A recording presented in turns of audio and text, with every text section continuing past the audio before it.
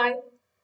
കഴിഞ്ഞ ക്ലാസ്സിൽ നമ്മുടെ Asian African continents important physical ഫീച്ചേഴ്സിനെ ഡിസ്കസ് ചെയ്ത് നമ്മൾ സ്റ്റാർട്ട് ചെയ്തിരുന്നു. സോ ഇന്ന് ബാക്കി രണ്ട് കോണ്ടിനെന്റ്സ്, അതായത് നോർത്ത് അമേരിക്ക സൗത്ത് അമേരിക്കൻ കോണ്ടിനെന്റ്സും അവിടുത്തെ ഇമ്പോർട്ടൻറ്റ് ഫിസിക്കൽ ഫീച്ചേഴ്സും റിവേഴ്സും സ്ട്രെയിറ്റും സീ എല്ലാം നമുക്ക് ഇന്ന് ഡീറ്റെയിൽ ആയിട്ട് ഡിസ്കസ് ചെയ്യാം. സോ എല്ലാവർക്കും CIASന്റെ ജോഗ്രഫി ക്ലാസ്സിലേക്ക് സ്വാഗതം.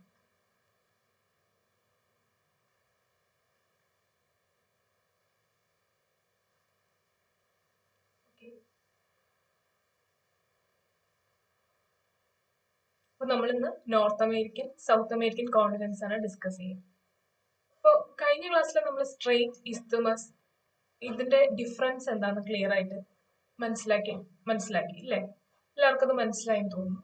ആൻഡ് കഴിഞ്ഞ ക്ലാസ്സിൽ തന്നെ നമ്മൾ പറഞ്ഞു വന്നപ്പോൾ ഗൾഫ്, അതായത് പേർഷ്യൻ ഗൾഫ്, പിന്നെന്താണ് ഗൾഫ് ഓഫ് ഒമാൻ, ഇങ്ങനെയൊക്കെ കുറച്ച് വാക്കുകൾ പഠിച്ചു. ആൻഡ് നമ്മൾ വേറൊരു സംഭവമാണ് പഠിച്ചു, ബേ ഓഫ് ബംഗാൾ അല്ലെ? അപ്പൊ ഈ ബേയും ഗൾഫും തമ്മിലുള്ള ഡിഫറൻസ് എന്താ? അപ്പൊ നിങ്ങൾ കഴിഞ്ഞ ക്ലാസ്സിൽ ഒന്ന് കഴിഞ്ഞ ക്ലാസ് കൃത്യമായിട്ട് കണ്ടവർക്ക് അതിന്റെ ഡയഗ്രാം ഒന്നുകൂടെ ഒന്ന് കാര്യം നോക്കിയിട്ടുണ്ടെങ്കിൽ നിങ്ങൾക്ക് ഒരു കാര്യം വ്യക്തമായിരിക്കും. രണ്ടും വാട്ടർ ബോഡീസ് ആയിട്ട് റിലേറ്റ് ചെയ്ത എന്തോ കാര്യം. ബേ ഓഫ് ബംഗാൾ ആണെങ്കിലും ഒരു വാട്ടർ ബോഡിയാണ്, പേർഷ്യൻ ഗൾഫ് അല്ലെങ്കിൽ ഗൾഫ് ഓഫ് ഒമാൻ ഇതെല്ലാം വാട്ടർ ബോഡീസ് ആണ്. അപ്പൊ ഇവര് തമ്മിലുള്ള ഡിഫറൻസ് എന്താ? അത് ആരെങ്കിലും ചിന്തിച്ചായിരുന്നോ കഴിഞ്ഞ ക്ലാസ്സിൽ? അല്ലെങ്കിൽ ആ ഒരു ഡിഫറൻസ് മനസ്സിലാവാത്തതുകൊണ്ട് ആരെങ്കിലും ഗൂഗിൾ ചെയ്ത് നോക്കുക, എന്തെങ്കിലും ചെയ്തോ? ഓക്കെ, ഇനി അങ്ങനെ ആരെങ്കിലും ചെയ്തിട്ടുണ്ടെങ്കിൽ നല്ല കാര്യം. ഇല്ല എന്നുള്ളവർക്ക് ഞാൻ ഇപ്പൊ എക്സ്പ്ലെയിൻ ചെയ്യാം. അതായത് ബേ ഓഫ് ബംഗാൾ അഥവാ അല്ലെങ്കിൽ ബേ എന്ന് പറയുന്ന ഒരു വാക്കും ഗൾഫ് എന്നുള്ള ഒരു വാക്കും രണ്ടും വാട്ടർ ബോഡീസ് ആയിട്ട് റിലേറ്റ് ചെയ്ത വാക്കുകൾ തന്നെയാണ്. ഓക്കെ, സോ ബേ എന്ന് പറഞ്ഞാലും ഗൾഫ് എന്ന് പറഞ്ഞാലും ഒരു സീ അല്ലെങ്കിൽ ഒരു ഓഷൻ എന്നത് കുറച്ച് വാട്ടർ ഒരു കര പ്രദേശത്തേക്ക് കയറി പോകുന്നതിനെയാണ്, അല്ലെങ്കിൽ കര എൻക്ലോസ് ചെയ്യുന്ന ആ ഓഷന്റെയോ സീയുടെയോ വാട്ടറിനെയാണ് നമ്മൾ ഗൾഫ് അഥവാ ബേ എന്ന് പറയുന്നത്. ക്ലിയർ ആണല്ലോ? അപ്പോൾ ഗൾഫിന്റെയും ബേയുടെയും തമ്മിലുള്ള വ്യത്യാസം, ഗൾഫും ബേയും തമ്മിൽ എന്താ വ്യത്യാസം? രണ്ടും സമുദ്രത്തിൽ നിന്ന് കുറച്ച് വെള്ളം കരഭാഗത്തേക്ക് കയറി പോകുന്നതിനെ പറയാം. എന്നിട്ട് ആ കയറിയ വെള്ളത്തെ ചുറ്റും ആര് എൻക്ലോസ് ചെയ്യുന്നുണ്ടാവും? കര എൻക്ലോസ് ചെയ്യുന്നുണ്ടാവും അല്ലെ? ലാൻഡ് എൻക്ലോസ് ചെയ്യുകയാണ്. ഓക്കെ, സോ വ്യത്യാസം എന്താണെന്ന് വെച്ച് കഴിഞ്ഞാൽ ബേ എന്ന് പറഞ്ഞാല് ബേ ഓഫ് ബംഗാൾ കണ്ടാൽ തന്നെ അറിയാം, അത് കുറച്ച് വാട്ടറിനെ ആയിരിക്കും കവർ ചെയ്തിട്ടുണ്ടാവും. പക്ഷെ ഗൾഫ് എന്ന് പറയുന്നത് അത് കുറെ കൂടെ ലാർജർ ആൻഡ് ഡീപ്പർ വാട്ടർ ബോഡീനെ എൻക്ലോസ് ചെയ്യും. ഓക്കെ, അപ്പൊ നിങ്ങൾക്ക് കാര്യം മനസ്സിലായെന്ന് വിശ്വസിക്കുന്നു. അതായത് ഗൾഫ് എന്ന് പറയുന്നത് ഡീപ്പായിരിക്കും, അതുപോലെ തന്നെ ലാർജ് ഏരിയ ആയിരിക്കും കവർ ചെയ്യുക. അതായത് ലാൻഡ് വാട്ടർ ബോഡിയുടെ ലാർജ് ഏരിയ കവർ ചെയ്യുന്നതാണ് എന്ത്? ഗൾഫ് എന്ന് പറയുന്നത്. ബേ എന്ന് പറയുന്നത് ബേ ഓഫ് ബംഗാൾ കാണുമ്പോൾ തന്നെ കുറച്ച് ഏരിയ, വാട്ടർ ബോഡിയുടെ കുറച്ച് ഏരിയ ആണ് ലാൻഡ് വന്ന് എൻക്ലോസ് ചെയ്യുന്നത്. സോ രണ്ടും വെള്ളം, അതായത് സമുദ്രത്തിന്റെയോ അല്ലെങ്കിൽ സീയുടെയോ ഓഷന്റെയോ അല്ലെങ്കിൽ സീയുടെയോ വെള്ളം കരഭാഗത്തേക്ക് കയറി പോകുന്നതിനെയാണ് ഗൾഫ് അഥവാ ബേ എന്ന് പറയുന്നത്. പക്ഷെ സൈസിന്റെ ഒരു വ്യത്യാസമാണ് ഇവർ തമ്മിലുള്ളത്. ബേ എന്ന് പറയുന്നത് ചെറുതും ഗൾഫ് എന്ന് പറയുന്നത് ലാർജ് ആൻഡ് ഡീപ്പർ ആയിരിക്കും സൈസ് വെച്ച് നോക്കും. ഇതാണ് വ്യത്യാസം. ഈ വ്യത്യാസം ഇപ്പൊ എല്ലാവർക്കും ക്ലിയർ ആയി വിശ്വസിക്കുന്നു. ഓക്കെ, ഇനി നമുക്ക് ഇനി വരുന്ന ക്ലാസ്, അപ്പൊ നേരത്തെ ക്ലാസ്സിൽ നമ്മൾ ഒത്തിരി ഗൾഫും ബേസും പറഞ്ഞിട്ടുണ്ട്, ഇനി വരുമ്പോഴും പറയുന്നുണ്ട്. അപ്പൊ ഈ ഒരു വ്യത്യാസം മനസ്സിൽ വെച്ചുകൊണ്ട് ഇനി അതൊക്കെ നോക്കിക്കാണാം. ഓക്കെ അല്ലേ? അടുത്തതാണ് നമ്മൾ ഇന്ന് പഠിക്കാൻ പോകുന്നത് physical features of North America. Okay, ഏതൊക്കെയാണ്? Rocky mountain. പേര് എവിടെയാണ്? നോർത്ത് അമേരിക്കയിലുള്ള ഒരു മൗണ്ടൻ ആണ്, ഫോൾഡ് മൗണ്ടൻ ആണ്. ഫോൾഡ് മൗണ്ടൻ എന്താണെന്ന് ഇപ്പൊ നിങ്ങൾക്ക് വ്യക്തമാണെന്ന് ഞാൻ വിശ്വസിക്കുന്നു. കൺട്രീസ് പ്രസന്റ് ഏതാ? USA, Canada. നെക്സ്റ്റ് മൗണ്ടൻ ആണ് അപ്പലേഷ്യൻ മൗണ്ടൻ. അത് കുറച്ചുകൂടെ ഓൾഡർ മൗണ്ടൻ ആണ്. ഈ നമ്മുടെ റോക്കി മൗണ്ടൻ എന്ന് പറയുന്ന മൗണ്ടൻ ഒരു ഫോൾ മൗണ്ടൻ ആണെന്ന് ഞാൻ പറഞ്ഞല്ലോ. അത് ഏതൊക്കെ പ്ലേറ്റ്സിന്റെ കൊളീഷൻ വഴിയാണെന്ന് ചോദിച്ചു കഴിഞ്ഞാൽ ഫെറലോൺ പ്ലേറ്റ്, അതൊരു ഓഷ്യാനിക് പ്ലേറ്റ്. ഫെറലോൺ പ്ലേറ്റും നോർത്ത് അമേരിക്കൻ കോണ്ടിനെന്റൽ പ്ലേറ്റും കൂടെ കൊളൈഡ് ചെയ്തിട്ട് ഫെറലോൺ പ്ലേറ്റ് അടിയിൽ പോയി നോർത്ത് അമേരിക്കൻ പ്ലേറ്റ് മേലെ വന്നിട്ടുണ്ടായ ഒരു ഫോൾഡ് മൗണ്ടൻ ആണ് നമ്മുടെ റോക്കി മൗണ്ടൻ. നെക്സ്റ്റ് മൗണ്ടൻ ആണ് അപ്പലേഷ്യൻ മൗണ്ടൻ. അത് കുറെ കൂടെ ഓൾഡർ ആണ്, അതായത് റോക്കി മൗണ്ടനേക്കാളും പ്രായമുള്ള മൗണ്ടൻ ആണ് അപ്പലേഷ്യൻ മൗണ്ടൻ. ഇനി ഇവരുടെ ലൊക്കേഷൻ എങ്ങനെയാന്ന് വെച്ച് കഴിഞ്ഞാൽ, ഇപ്പൊ നോർത്ത് അമേരിക്ക എടുത്തു കഴിഞ്ഞാൽ അതിന്റെ വെസ്റ്റേൺ ഭാഗത്ത് റോക്കി മൗണ്ടൻ, ഈസ്റ്റേൺ ഭാഗത്ത് അപ്പലേഷ്യൻ മൗണ്ടൻ. ഇതിന് രണ്ടിനെയും സെപ്പറേറ്റ് ചെയ്തുകൊണ്ട് ഒരു പ്ലെയിൻ ഏരിയ ഉണ്ട്. അതിന്റെ പേരാണ് ഗ്രേറ്റ് പ്ലെയിൻ. ക്ലിയർ ആണല്ലോ? സോ റോക്കി മൗണ്ടൻ എന്ന് പറഞ്ഞു കഴിഞ്ഞാൽ നോർത്ത് അമേരിക്കയുടെ വെസ്റ്റേൺ ഭാഗത്തുള്ള മൗണ്ടൻ ആണ്. അതിനേലും പ്രായം കൂടിയൊരു മൗണ്ടൻ ആണ് അപ്പലേഷ്യൻ മൗണ്ടൻ. അത് നോർത്ത് അമേരിക്കയുടെ ഈസ്റ്റേൺ ഭാഗത്തും. ഇതിന്റെ രണ്ടിന്റെ ഇടയിൽ കൂടെ നമ്മുടെ ഗ്രേറ്റ് പ്ലെയിൻ ഉണ്ട്. ക്ലിയർ ആണല്ലോ? ഇവരെല്ലാവരും USA, കാനഡ ഈ രണ്ട് രാജ്യങ്ങളിലായിട്ടാണ് ലൊക്കേറ്റ് ചെയ്തിരിക്കുന്നത്. ക്ലിയർ അല്ലേ? അടുത്ത സംഭവം, അടുത്ത major rivers flowing through North America. First river ആണ് Mississippi river. Mississippi Missouri river എന്നാ പറയാ. ഇതിന് ആൻഡ് ഈ റിവറിലൂടെ ഇൻലൻഡ് നാവിഗേഷൻ പോസിബിൾ ആണ്. ഓക്കെ, ഈ ഒരു റിവർ ഫുള്ളി US മാത്രമാണ് ഉള്ളത്. ഓക്കെ, US 31 സ്റ്റേറ്റിനെ ടച്ച് ചെയ്തുകൊണ്ടാണ് ഈ മിസിസിപ്പി മിസോറി എന്ന് പറയുന്ന റിവർ ഫ്ലോ ചെയ്യുന്നത്. ക്ലിയർ ആണല്ലോ? ഇനി what you mean by inland navigation? Inland navigation എന്ന് പറഞ്ഞാൽ വേറെ ഒന്നുമല്ല, നമ്മുടെ ഇപ്പൊ നമ്മുടെ ആലപ്പുഴയൊക്കെ പോയി കഴിഞ്ഞ് കഴിഞ്ഞാൽ കായലിലൂടെയും അവരുടെ അതിലുള്ള കനാലിൽ കൂടെയൊക്കെ ബോട്ട് ഇതൊക്കെ എന്താ പറയാ, ബോട്ടും പിന്നെ ചെറിയ വഞ്ചികളൊക്കെ പോകുന്നുണ്ട് അല്ലെ? സോ അങ്ങനെ സീ റൂട്ടിലൂടെ, അതായത് ഇൻലൻഡ് ആയിട്ടുള്ള കനാൽസും റിവേഴ്സിൽ കൂടെ ഒക്കെ സീ ട്രാൻസ്പോർട്ട് പോസിബിൾ ആണെങ്കിൽ, അല്ലെങ്കിൽ വാട്ടർ ട്രാൻസ്പോർട്ട് പോസിബിൾ ആണെങ്കിൽ അതിന് വിളിക്കുന്ന പേരാണ് ഇൻലൻഡ് നാവിഗേഷൻ. മനസ്സിലായോ? സാധാരണ കപ്പലും അങ്ങനെ വലിയ വലിയ ഇതൊക്കെ സീ ഓഷ്യൻ വഴിയാ പോവാ. അത് കൂടാതെ നമ്മുടെ ഉള്ളിലുള്ള കനാലുകളും അല്ലെങ്കിൽ ഉള്ളിലോട്ട് കയറിയുള്ള കനാലും റിവേഴ്സും വഴി വാട്ടർ ട്രാൻസ്പോർട്ട് പോസിബിൾ ആണെങ്കിൽ അതിനെ വിളിക്കുന്ന പേരാണ് ഇൻലൻഡ് നാവിഗേഷൻ. ക്ലിയർ ആണല്ലോ? സോ നമുക്ക് ഇവിടെ ആലപ്പുഴയിലൊക്കെ അത് കാണാൻ പറ്റും. ആൻഡ് ഈ പറയുന്ന മിസിസിപ്പി മിസോറി ആ റിവറിൽ കൂടെ ഇൻലൻഡ് നാവിഗേഷൻ പോസിബിൾ ആണ്. ആൻഡ് അവിടെ ഡെൽറ്റൈക് ഫാമിംഗ്, അതായത് ഇവർ ഫോം ചെയ്യുന്ന ഡെൽറ്റയിൽ നല്ല രീതിയിൽ കൾട്ടിവേഷൻ നടക്കുന്നുണ്ടെന്നാണ് പറയുന്നത്. ഓക്കെ, അടുത്തൊരു റിവർ ആണ് സെയിന്റ് ലോറൻസ് റിവർ. ആൻഡ് ഇതിന്റെ പ്രത്യേകത എന്താ? ഇത് കാനഡ USA രണ്ട് രാജ്യത്തിൽ കൂടെ പാസ് ചെയ്ത് പോകുന്നുണ്ട്. ആൻഡ് ഇത് ഈ സെയിന്റ് ലോറൻസ് എന്ന് പറയുന്ന river it's seaway to Great Lakes ആണ്. ആർക്ക്? അതായത് ഗ്രേറ്റ് ലേക്സ് എന്ന് അറ്റ്ലാന്റിക് ഓഷ്യനിലേക്ക് പോകാനുള്ള കടൽ മാർഗമാണ്. കടൽ മാർഗം, അതായത് ഈ ഗ്രേറ്റ് ലേക്സ് ഒഴുകി ഒഴുകി സെയിന്റ് ലോറൻസ് വഴി അവർക്ക് അറ്റ്ലാന്റിക് മഹാസമുദ്രത്തിൽ എത്തിപ്പെടാൻ പറ്റും. അതുകൊണ്ടാണ് സെയിന്റ് ലോറൻസിനെ ഗ്രേറ്റ് ലേക്സ് എന്ന് പറയുന്ന, ഗ്രേറ്റ് ലേക്സ് എന്ന് പറയുന്നത് 5 ലേക്സ് കൂടിയാണ് ഗ്രേറ്റ് ലേക്സ് ഉണ്ടാവുന്നത്. ഇവരുടെ നമ്മുടെ അറ്റ്ലാന്റിക് ഓഷ്യനിലേക്ക് എത്താനുള്ള സീ വേ ആണ് സെയിന്റ് ലോറൻസ് റിവർ. ഇനി ഈ 5 റിവേഴ്സ്, 5 ലേക്സ് ഏതൊക്കെയാ? ഫസ്റ്റ് ലേക്ക് സുപ്പീരിയർ, രണ്ടാമത്തത് Lake Michigan, then Lake Huron, Lake Erie and Lake Ontario.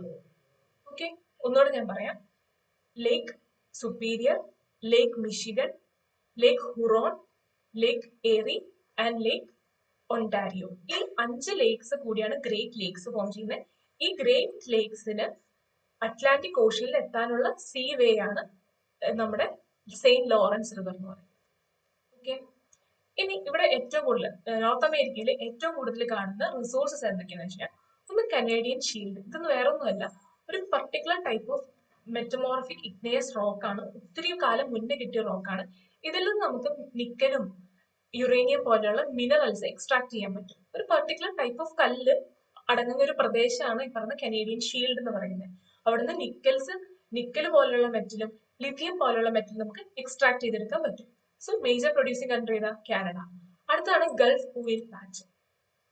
And നമ്മൾ കേട്ടിട്ടുണ്ട് USA, മെക്സിക്കോ പോലെയുള്ള രാജ്യങ്ങളിൽ ഒത്തിരി എമൗണ്ട് ഓഫ് ഓയിൽ പ്രൊഡക്ഷൻ നടക്കുന്നുണ്ട്. ഓക്കെ, ആൻഡ് ഇവിടെ നിന്ന് കിട്ടുന്ന ഓയിലിനെ വിളിക്കുന്നത്, അതായത് നോർത്ത് അമേരിക്കൻ കോണ്ടിനെന്റിൽ നിന്ന് കിട്ടുന്ന ഓയിലിനെ വിളിക്കുന്ന പേരാണ് വെസ്റ്റ് ടെക്സാസ് ഇന്റർമീഡിയറ്റ് എന്ന്. വെസ്റ്റ് ടെക്സാസ് ഇന്റർമീഡിയറ്റ് എന്ന് ആണ് നമ്മുടെ നോർത്ത് അമേരിക്കയിൽ നിന്ന് കിട്ടുന്ന ഓയിൽ. ഇതിനൊക്കെ ഓയിലിന്, ആ ഒരു ഗ്രൂപ്പ് ഓഫ് ഓയിലിനെ വിളിക്കുന്നതാണ് വെസ്റ്റ് ടെക്സാസ് ഇന്റർമീഡിയറ്റ്. ക്ലിയർ ആണല്ലോ?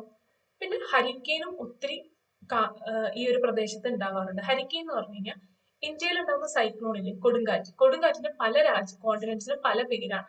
സോ ഇതൊന്നും ഇപ്പൊ മനസ്സിലോർത്ത് വെക്കാം, ഡീറ്റെയിൽ ആയിട്ട് പിന്നെ പഠിക്കാം.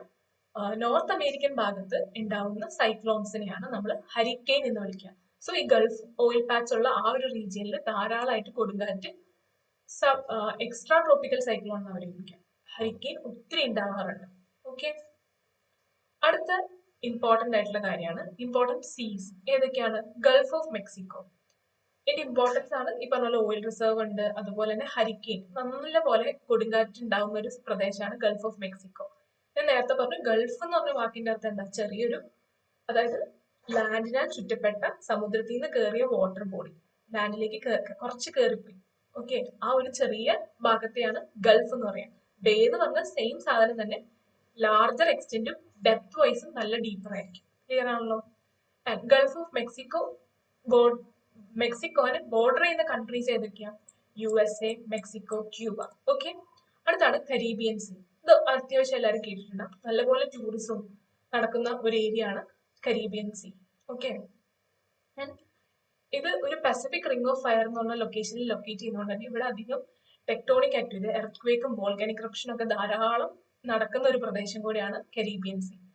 ആൻഡ് ബോർഡർ ചെയ്യുന്ന country central America, Caribbean islands മൊത്തം ഈ ഒരു കരീബിയൻ സീയിലാണ് ലൊക്കേറ്റ് ചെയ്യുന്നത്. ഓക്കെ, അടുത്ത സീ ആണ് ബെറിംഗ് സീ. ഓക്കെ, ആർട്ടിക് റീജിയനിലേക്ക് നമുക്ക് നാവിഗേറ്റ് ചെയ്ത് കപ്പൽ മാർഗത്തിൽ കൂടെ പോകാൻ പറ്റുന്ന ഒരേ ഒരു സീ റൂട്ടാണ് ഈ പറയുന്ന ബെറിംഗ് സീ വഴി. ഓക്കെ, ആൻഡ് ലൊക്കേഷൻ ഏത് രണ്ട് രാജ്യങ്ങളുടെ ഇടയിലാണ്? USA-യുടെ അലാസ്കയ്ക്കും റഷ്യയ്ക്കും ഇടയിലാണ് ബെറിംഗ് സീ ലൊക്കേറ്റ് ചെയ്യുക. ഓക്കെ, അടുത്താണ് ഹഡ്സൺ ബേ.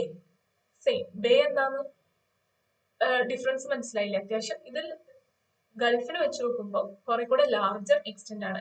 അറ്റ്ലാന്റിക് ഓഷ്യൻ ഈ കരയിലോട്ട് കയറിയ ഒരു റീജിയൻ ആണ് ഈ Hudson Bay. Okay, inland sea ആണ്. പിന്നെ അതിന്റെ ലൊക്കേഷൻ ഏത് കൺട്രിയിലാണ് ഇത് ലൊക്കേറ്റ് ചെയ്യുന്നത്? ഹഡ്സൺ ബേ എന്ന് പറയുന്നത് എവിടെയാണ് ലൊക്കേറ്റ് ചെയ്യുന്നത് വെച്ചാൽ കാനഡയിലാണ് ഇത് ലൊക്കേറ്റ് ചെയ്യുന്നത്. ഓക്കെ, നെക്സ്റ്റ് ഇമ്പോർട്ടൻറ്റ് സ്ട്രേറ്റ്സ് എന്താണെന്ന് ഓർക്കുന്നുണ്ടെന്ന് ഞാൻ വിശ്വസിക്കുന്നു. ഒരു ചെറിയ water body connecting to other larger water bodies. അപ്പൊ ഇവിടുത്തെ ഇമ്പോർട്ടന്റ് ആയിട്ടുള്ള വാട്ടർ ബോഡീസ് ഏതൊക്കെയാണ്? Strait of Florida, Gulf Stream എന്ന് പറയുന്ന ഒരു വാട്ടർ കറന്റ് ആണ്, അതിന് പോകാനുള്ള ഒരു പാസേജ് ഇത് കൊടുക്കുന്നുണ്ട്. ആൻഡ് ബോർഡറിംഗ് കൺട്രീസ് ആണ് USA, ക്യൂബ. സോ ഇന്നത്തെ ക്ലാസ്സിലെ ഫസ്റ്റ് ക്വസ്റ്റ്യൻ നിങ്ങൾക്കുള്ളതാണ്, സ്ട്രേറ്റ് ഓഫ് ഫ്ലോറിഡ കണക്ട് ചെയ്യുന്ന രണ്ട് ലാർജർ വാട്ടർ ബോഡീസ് ഏതൊക്കെയാണ്? ഫസ്റ്റ് ചോദ്യം. അതിനുള്ള ഉത്തരം എനിക്ക് നിങ്ങളുടെ നോട്ടിൽ എഴുതാം, ഫോട്ടോ എടുത്ത് അയച്ചു തരാം. ഓക്കെ, നെക്സ്റ്റ് അടുത്ത സ്ട്രേറ്റ് ആണ് ബെറിംഗ് സ്ട്രേറ്റ്.